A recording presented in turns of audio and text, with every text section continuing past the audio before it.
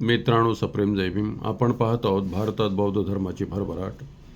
मुसलमान आणि हिंदू यांच्यातील नातेसंबंधाचा फार मोठा इतिहास आहे. बादशाह अकबर याने राजा मानसिंगची बहीण जोधाबाईसोबत विवाह केला. जहांगीर याने राजा उदयसिंग यांची कन्या मानबाई हिच्यासोबत परिणय केला.